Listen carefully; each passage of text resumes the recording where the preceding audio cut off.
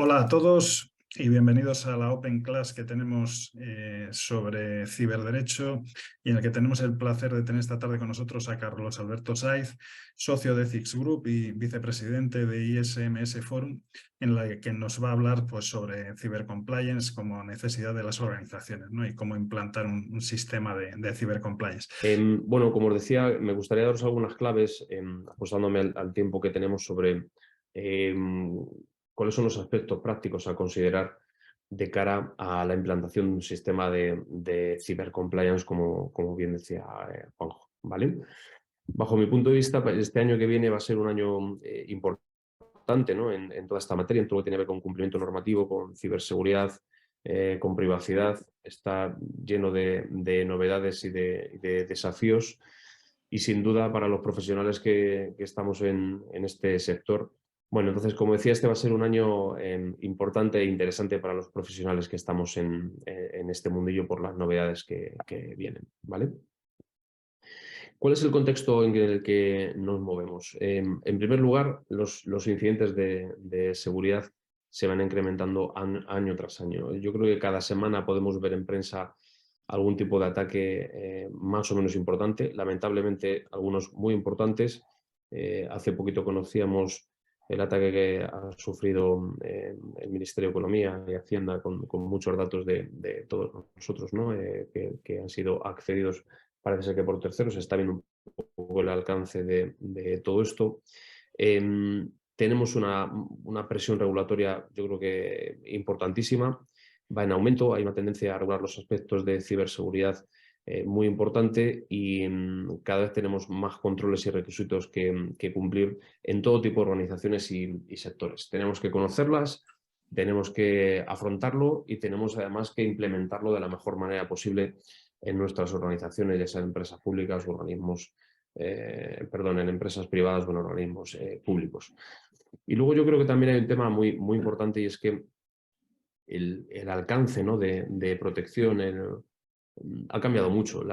Hablamos de tecnologías disruptivas que dependen entre sí, que están conectadas, que están distribuidas, y eso de alguna manera deja poco definido, vamos a decir, el campo de protección, ¿no? Antes, cuando la informática se llevaba desde cada organización con esos mainframe y con servidores propios en salas propias, de alguna manera estaba todo centralizado en un sitio, todos trabajamos desde un ordenador dentro de la propia organización, pero ahora no solamente por los dispositivos que todos tenemos, que podemos trabajar en nube desde diferentes sitios, sino que hay un montón de tecnologías que son dependientes de otras, en las que las cargas de datos y los tratamientos, por ejemplo con inteligencia artificial o los temas de blockchain, significan infraestructuras conectadas, y evidentemente esa distribución hace que el perímetro de protección en cuanto a ciberseguridad esté más diluido y sea más difícil también de proteger precisamente. Más cosas a considerar en los procesos de transformación digital. Bueno, yo diría que son imparables. Sin lugar a dudas, la pandemia ha acelerado gran parte de estos procesos de transformación digital en todas las compañías. Entonces, en estos procesos de transformación digital, yo creo que los profesionales que trabajamos en este mundo de compliance tenemos bastante que decir para precisamente alinear todos estos nuevos requisitos y estos cambios, que a veces son no solo tecnológicos, sino también culturales, a la realidad de nuestra organización. Y luego, yo creo que somos más conscientes que nunca del riesgo de contagio, vamos a decir, entre compañías. Es decir, cuando le pasa algo importante, sobre todo especialmente en el entorno de ciberseguridad, brechas de datos a una organización, normalmente puede afectar a otras muchas. Si encima son proveedores, imaginad, de plataformas o de servicios cloud, pues muchísimo más. Por lo tanto, las relaciones,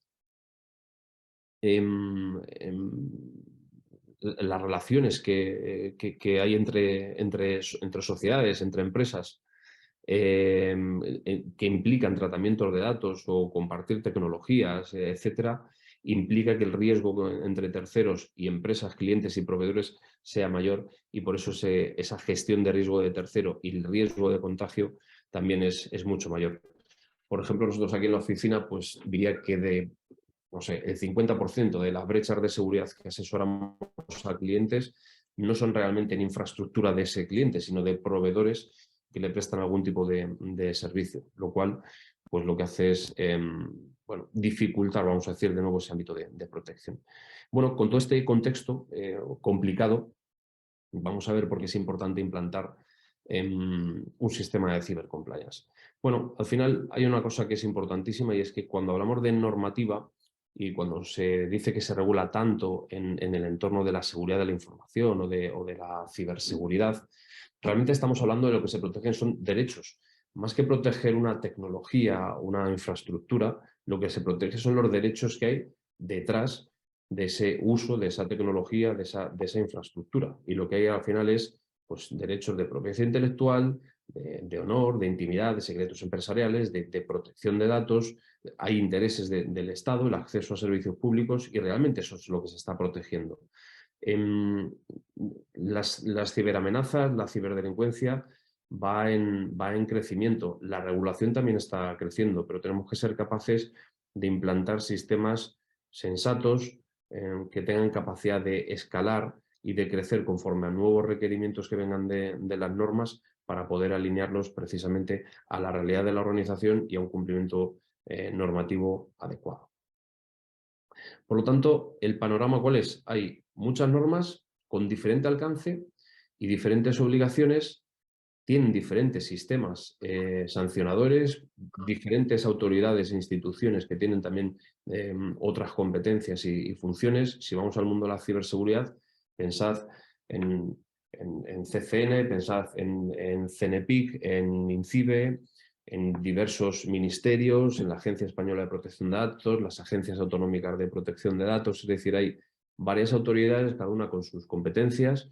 Y si vamos a normativa, hablamos del Esquema Nacional de Seguridad, de NIS, de DORA, de LPIC, de RGPD y de otras muchas normas que ahora veremos algunas de ellas. ¿Cuál es el reto? El reto es implantar un sistema de cibercompliance que ayude a la organización a conocer sus riesgos normativos, a proteger los activos y también a acreditar una fiabilidad en el mercado. Es decir, todas las organizaciones, yo creo que están obsesionadas, y es lógico en el mundo que vivimos, en trasladar una imagen de confianza a los stakeholders con los que se relacionan de la mejor manera posible.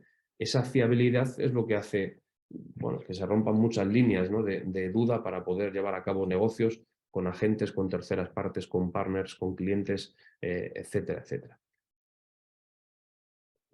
Cuando hablamos de montar un sistema de cibercompliance, yo creo que vamos más allá de simplemente montar un sistema de cumplimiento que nos haga evitar pagar multas o evitar caer en algún tipo de incumplimiento normativo. Entonces, para todas estas cosas y para aportar mayor valor, es absolutamente importante tener este sistema. Por lo tanto, ¿cuál es el impacto o qué implica no cumplir, no tener un buen sistema de cumplimiento? Sí, como pongo ahí, las multas, sí, el impacto reputacional, pero hay muchas más cosas. Como digo, la homologación, por ejemplo, de un proveedor ante un cliente, los temas de ciberseguridad van a ser absolutamente fundamentales. Las propias obtenciones de ayudas o de subvenciones, tener un buen sistema de cumplimiento empieza a ser uno de los requisitos que nos van a exigir principales y en los que vamos a tener que trabajar. Podemos tener algún tipo de impacto en cuanto a penalizaciones o resoluciones contractuales si tenemos incumplimientos de normativa en materia de ciberseguridad. Ojo con las demandas colectivas que vendrán en el futuro en cuanto a ese tipo de servicios o de acciones o de brechas que podrían afectar a un conjunto de clientes muy importante, porque el tema de las demandas colectivas parece que se va a flexibilizar y va a ser más fácil interponer este tipo de demandas a compañías. Ya estamos viendo que algunas de las grandes tecnológicas se están enfrentando a demandas millonarias, millonarias, precisamente en representación de millones de clientes en diversos países. En definitiva, nuestras compañías están sometidas a exámenes constantes por muy diversos motivos, pero tener un sistema de cibercompliance es uno de ellos y en el que tenemos que aprobar con nota. Hace poquito he podido ver dos casos en que inversores, precisamente que iban a participar de manera importante en dos compañías, ha habido dos puntos importantísimos en los que ha habido conflicto precisamente por no poder acreditar tener un sistema de cumplimiento robusto en materia de ciberseguridad y ante compañías aseguradoras pues puede pasar un poco lo mismo. Por lo tanto, insisto, creo que tenemos que tener una visión mucho más amplia de lo que significa no cumplir, para saber que no solo se trata de evitar posibles multas o incumplimientos, sino de fortalecer la posición de nuestra compañía, garantizar mejor los derechos y los activos de la misma, y sobre todo que tengamos más capacidad de relacionarnos con terceros y con esos stakeholders de una manera confiable. Claro, con todo esto puede parecer obvio, ¿no? Decir, oye, pero las organizaciones no saben qué normas les afectan. Pues diría que no hay muchas que realmente tengan un mapa de cibercompliance donde tengan claro cuáles son las normas que tienen que cumplir, el estado en el que están respecto a cada una de esas normas y cuál es ese universo de requisitos regulatorios y legales a los que se enfrentan. Claro, tener esto actualizado, trabajar con ello, desgranar cada requerimiento normativo de cada norma y saber cuál es nuestro estado de madurez respecto a ese requerimiento, pues evidentemente lleva un trabajo importante. Por eso los profesionales y las personas que, en fin, que se están preparando para este mundo, creo que van a tener, pues francamente, bastante trabajo en ese sentido. Vamos a ver un poco cuál es ese mapping. Aquí solo hay algunas de esas normas a las que, bueno, que tenemos que considerar dentro de nuestra organización, pero ni siquiera están todas. Os aseguro que vienen mucho más, muchas más normas y bueno, tenemos que lidiar con todas ellas para saber si nos aplican, si no nos aplican, dependiendo del tipo de organización en el que trabajemos. Bueno, a la izquierda veis que hay un montón de nomenclaturas, hay normas, hay regulations a nivel europeo, con directivas y con reglamentos, tenemos leyes y reales decretos y reglamentos a nivel nacional, pero tampoco podemos olvidar que hay lo que llamamos el soft law, es decir, los códigos de conducta, la autorregulación, los estándares internacionales a los que nos adherimos por un propio compromiso de la organización. Es decir, cada compañía decide adherirse a este tipo de buenas prácticas y por lo tanto lo convierte precisamente en una obligación por tener un compromiso en ese sentido. Claro, el mapa es enorme, ¿no? Porque ahí vemos que hay temas de protección de datos, de infraestructuras críticas, de servicios a las administraciones públicas, de servicios esenciales, de infraestructuras críticas, de secretos empresariales. Es decir, hay una cantidad de normativa espectacular en ese sentido. Pensad que hay entidades como la banca, las telecomunicaciones, algunas de las utilities, que de todas estas normas les aplican a lo mejor especialmente de las nacionales e internacionales que os pongo ahí, un 50 o 60% a la vez. Entonces, tener este mapping va a ser fundamental para saber cuáles son los activos que tenemos que proteger y qué procesos o qué procedimientos es necesario implantar para cumplir la norma de manera solvente. Luego, como os digo, hay obligaciones contractuales que yo creo que también es muy importante considerar dentro de la esfera del cibercompliance, ¿no? Lo he visto en muchas ocasiones. He visto muchas organizaciones que no tenían claro o tenían más miedo a incumplir una ley que a incumplir un contrato. Puede sonar muy mal, pero el impacto de una organización a nivel de su propio interés económico, incluso reputacional, puede ser mucho mayor por el incumplimiento de un contrato que por el incumplimiento de una ley. Le puede salir más barato pagar una multa que incumplir determinadas obligaciones contractuales, por ejemplo, cuando tienes cientos o miles de clientes, para poner un ejemplo, ¿no? Y luego, por último, está también, como os decía, la parte de la autorregulación. Vivimos además en un mundillo donde todo lo que tiene que ver con compliance viene una avalancha de nuevos estándares brutal. Los más conocidos son un poco los que os ponía ahí. Tenemos la 27001, la 27701, la ISO 37301 sobre sistemas de gestión de cumplimiento general y además ahora tenemos la certificación del Esquema Nacional de Seguridad. Y quizá ya con más tradición tenemos PCI DSS en cuanto a los entornos financieros y de medios de pago y las BCRs, las Binding Corporate Rules, para los tratamientos de datos y las transferencias internacionales de datos, ¿vale? Bueno, entonces, aparte de estas normas y de estos estándares, también tenemos nuestra propia normativa interna y los procedimientos internos de cada organización. Aquí está todo el framework que se desarrolle por cada empresa, es decir, la gestión de incidentes de datos, el uso de dispositivos, cómo se clasifica la información, cómo se llevan a cabo las investigaciones forenses, cómo se hacen las due diligence de terceras partes, es decir, que vamos a auditar a los proveedores o qué información le vamos a pedir para saber si son confiables, etcétera, etcétera, etcétera.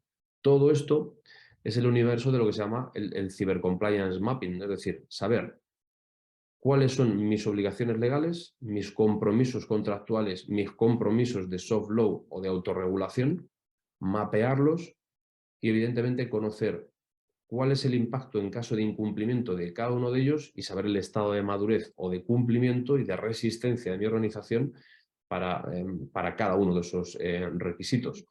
Todo esto al final se traslada en políticas, en procedimientos, en normas, en nombramientos, en protocolos, que son los que tenemos que implantar en nuestra organización, con la casuística que cada organización evidentemente tiene, con muy diferentes problemáticas y donde la idiosincrasia de cada organización pues es importante a la hora de ver cómo se puede trasladar todo esto con éxito a la realidad del día a día en las operaciones de cualquier organización. Bueno, y una vez visto esto, lo que me gustaría era daros como unos tips muy directos y muy claros para acabar en hora, y pues si tenéis también alguna duda final sobre cómo creo que se puede construir un sistema de cibercompliance y qué elementos son importantes a la hora de hacer frente a estos retos regulatorios en materia de ciberseguridad. Lo primero es manejarlo como un sistema de gestión. Como ya os decía, ya tenemos una norma, que es la 37.301, que nos habla de sistemas de gestión de cumplimiento de cualquier norma. Se pueden meter desde aspectos de prevención de riesgos laborales, por ejemplo, de temas de competencia o de temas de ciberseguridad, porque es un sistema de gestión. Y yo creo que gestionarlo conforme al clásico esquema y el ciclo de Deming, el plan, do, check y act, es una buena idea. Es decir, un sistema en el que se planifica, se ejecuta, se chequea y se actúa conforme a ese último chequeo o auditoría para volver a empezar, asumiendo que hay cosas que corregir, asumiendo que hay cosas que mejorar y entrando entonces en un círculo que no acaba nunca, porque lo que haces es ir mejorando ese sistema. Entonces, ver todo el sistema de cibercompliance como sistema de gestión de cumplimiento creo que es una buena idea en ese sentido. El segundo tip es lo que tiene que ver con la anticipación a las normas que nos vienen, ¿no? Ya son muchas las organizaciones que lo que hacen es implantar algún tipo de observatorio normativo o algún tipo de canal de información que le permita precisamente eso, anticiparse a conocer qué normas van a venir y de forma preventiva analizar cómo va a ser el impacto dentro de la organización. En el momento que vivimos, os aseguro que es absolutamente fundamental, porque entre la situación en la que está la directiva NIS, entre lo que viene en materia de certificaciones de ciberseguridad, la Data Ad Governance, las directivas de los servicios digitales, hay una cantidad enorme europea que va a venir en el futuro y que va a tener un impacto en nuestro sistema de cumplimiento, que es muy bueno conocerlo y además saber con qué plazos viene, porque una vez que se apruebe una directiva, pues habrá que ver cuál es el plazo de transposición que se da a cada uno de los países para adoptar su normativa interna, etcétera, etcétera. Por lo tanto, tener algún tipo de canal o de observatorio normativo va a ser fundamental para tener esa capacidad de anticipación. Luego, como antes os decía, tener un sistema que permita absorber novedades normativas. Si tenemos un buen sistema de cumplimiento de protección de datos, o de servicios esenciales o de protección de infraestructuras, es bueno que el propio sistema que hayamos montado tenga la capacidad de escalar, tenga la capacidad de adherirle nuevos requisitos normativos de nuevas normas que nos impactan. Todo ello a través de un sistema de gestión único. Si vamos creando sistemas de gestión paralelos, puede funcionarnos con 1, con 2, con 5, pero es muy difícil que eso funcione cuando hay 8, 10 o más verticales de cumplimiento normativo. Entonces, yo creo que hay algunas organizaciones que lo están haciendo con éxito y están intentando, como antes os decía, basados en el estándar 37301, tener algún tipo de gestión unificada donde puedan incluir todo este tipo de nuevas normas. Hay un cuarto punto que yo creo que es muy importante y a la vez creo que fácil, pero no todo el mundo lo tiene, que es tener un inventario completo y claro de las instituciones con las que tienen relación o a las que están sometidos. Conocer sus competencias y tener algún tipo de dato de contacto, ¿no? Aquí os puse algunas: CCN, INCIBE, CENEPIC, Agencia de Protección de Datos, el ENISA europeo, el Supervisor Europeo de Protección de Datos, la Secretaría de Estado de Digitalización e Inteligencia Artificial, Banco de España, CNMV, CNMC, Fiscalía, Fuerzas y Cuerpos de Seguridad. Tengamos simplemente un abanico de qué hace cada uno, cuándo nos podemos dirigir a cada uno de ellos, cuándo es necesario que les notifiquemos algo que tenga que ver con ciberseguridad, con brechas, etcétera. Y evidentemente que tengamos una interlocución clara, que no tengamos que buscarlo en medio de una crisis quién es la persona con la que tendríamos que hablar. O el tema del inventario de las instituciones. Bueno, pues creo que es necesario tener un inventario claro, además de tener evidentemente ese mapa de requisitos que antes veíamos legales, ¿vale? Otro punto muy importante es las metodologías que vamos a utilizar para el cálculo del análisis de riesgo legal, ¿vale? Claro, si hablamos de que nos aplican 8 normas en materia de ciberseguridad y queremos calcular el riesgo legal que tiene nuestra organización de cara a esas 8 normas, es muy importante que utilicemos la misma metodología para que la midamos y comparemos en nuestro nivel de madurez con cada requisito legal de la misma manera. Para ello hay una ISO, que es la 31022, que yo creo que es bastante útil para este tipo de cuestiones. Cuando hablamos de un sistema de gestión como el de gestión de cumplimiento o el de la 27001 de medidas de ciberseguridad, recordad que las ISOs que acaban en 1 normalmente son certificables. Luego hay otras que no son certificables como esta, pero que lo que nos dan son metodologías y pautas para poder trabajar. Os recomiendo que utilicéis metodologías de este tipo, ¿vale? Os van a dar unos resultados comparables, aunque metáis nuevas normas para medir ese riesgo legal respecto a protección de datos, ciberseguridad, infraestructuras críticas, etcétera, etcétera, etcétera, ¿vale? Bien, más cuestiones importantes y sigo avanzando. Lo que se le llaman las herramientas de radar o de información. Es decir, seguramente durante el curso veréis que para calcular los riesgos o el método de cálculo de los riesgos es calcular el impacto por la probabilidad para conocer precisamente cuál es nuestro nivel de riesgo.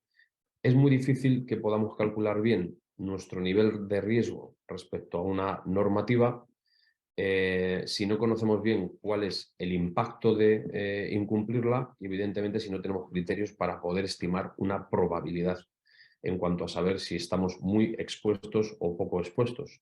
Entonces, tener herramientas de radar que nos digan si un artículo es muy sancionado, por cuánto es sancionado, a qué tipo de compañías se sanciona por ese artículo, en qué tipo de supuestos, yo creo que es absolutamente fundamental. De lo contrario, estaremos haciendo un análisis de riesgos donde tiene una variable subjetiva quien lo haga enorme, ¿no? Porque claro, decir, oye, tengo muchas o pocas probabilidades de que me castiguen o de que me imputen una sanción administrativa, imaginad, por protección de datos. Soy una aseguradora que trabaja en Madrid con 5 millones de clientes. Bueno, hay información pública que se puede utilizar para saber si se castiga mucho a las aseguradoras, si se castiga más a las empresas en Madrid o de otra comunidad, si por ese artículo concreto se castiga mucho o poco, de tal manera que esto nos va a dar mayor información de mayor calado para poder hacer este tipo de análisis de cálculo de riesgo legal. Bueno, y con otros 4 o 5 puntos que me quedan para terminar muy rápidamente. Es fundamental generar indicadores y métricas asociadas a los niveles de riesgo. Como se suele decir, lo que no se puede medir no existe, y más en este mundo jurídico. Tenemos que intentar poner medidas que nos hagan ver que hacemos una labor de supervisión para poder evaluarlo, para poder demostrarlo, que efectivamente se está supervisando, que cumplimos con la norma, pero además en medida de qué, o sea, cómo preparamos un report, cuántos controles se han hecho, cuántos han salido bien, cuántos no hemos encontrado.